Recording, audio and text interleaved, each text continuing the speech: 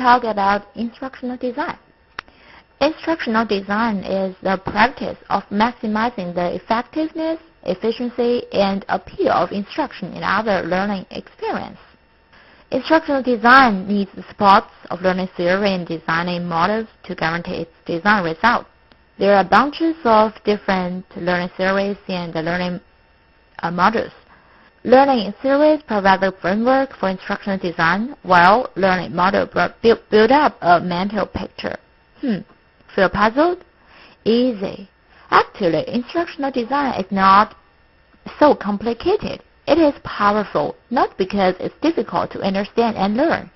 It is powerful just because it is useful and easy to handle. You may need different learning theories and different learning and design models for different purposes. But in this video reflection, I would like you to know that you can use the simplest word to show why instructional design is so important and powerful, and how does instructional design work. What it owns actually is only a clear set of procedures of doing things. So now let's start.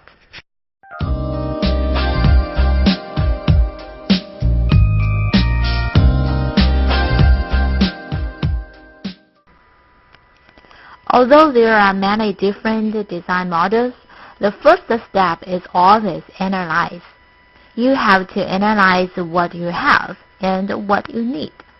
What you have includes analyzing learners' characteristics and context, to know what learners or objective can do, to know what the instructional environment is, in a classroom or in a teaching. What you need is to identify your instructional goals, meaning what the task should be, like make a meal, have a test, or promote a product. Analyze is the foundation of instructional design. It builds up the foundation for rest steps in the whole instructional design procedures.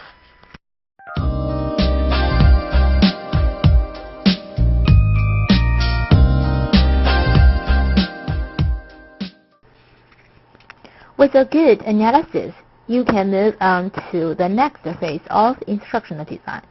That is the phase of design and development in instructional design. Design and the development phase are responsible for creating instruction materials and select of material that are appropriate for learning activities. In this phase, you also have to decide the media you will use for the instructional activities. Notice, in selecting media, being a qualified instructional designer, you have to know clearly what the media could do in the next implement phase.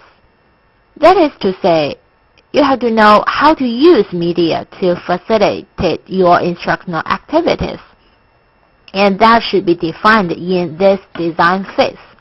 A cup is cup, a hammer is hammer. The blackboard is different from the blackboard online. So knowing clearly about what media you have and what those media can do for your instructional activities.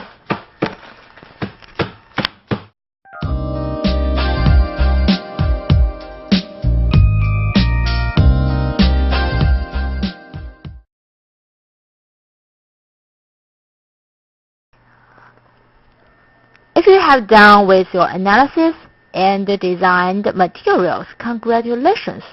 You are in the implement phase. This is the phase to deliver and distribute your instructional materials.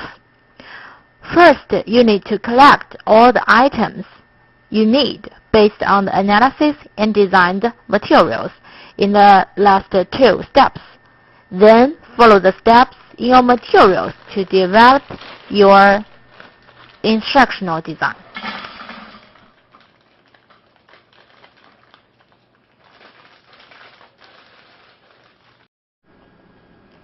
Also, in this phase, use the media you have selected in the previous design phase. to facilitate your instructional activities.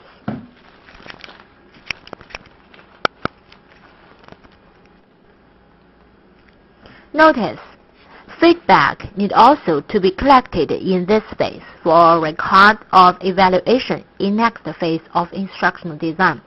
But the feedback collected in the implement phase does not mean that you need to collect enough data to do the reflection, but it means you get some feedback from observation of the learners during the whole instructional activities.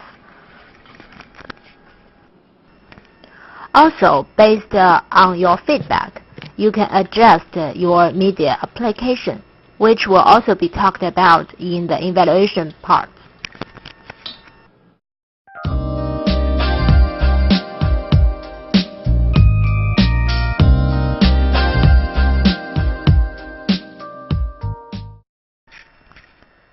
Still remember the picture that appeared at the beginning of this video reflection?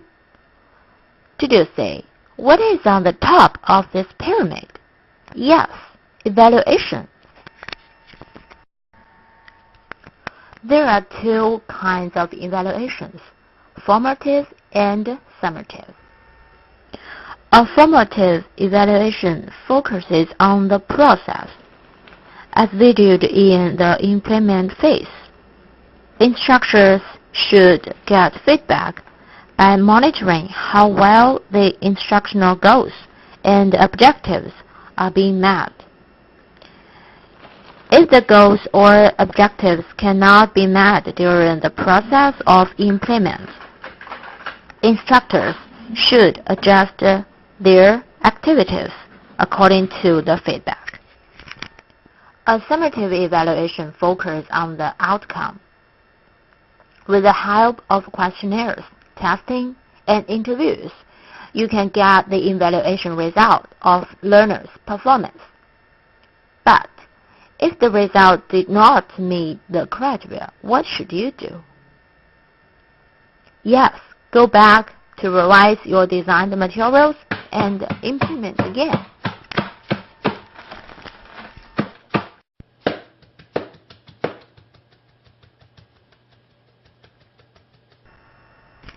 Satisfied now?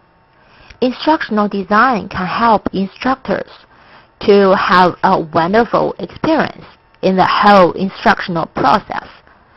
It can be applied to different fields, education, construction, or nutrition, etc.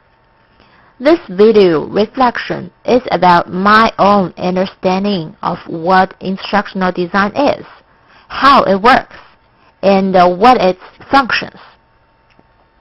No complicated concepts or items included, just the simple words, because I think the great power of instructional design is lying making everything simple and orderly.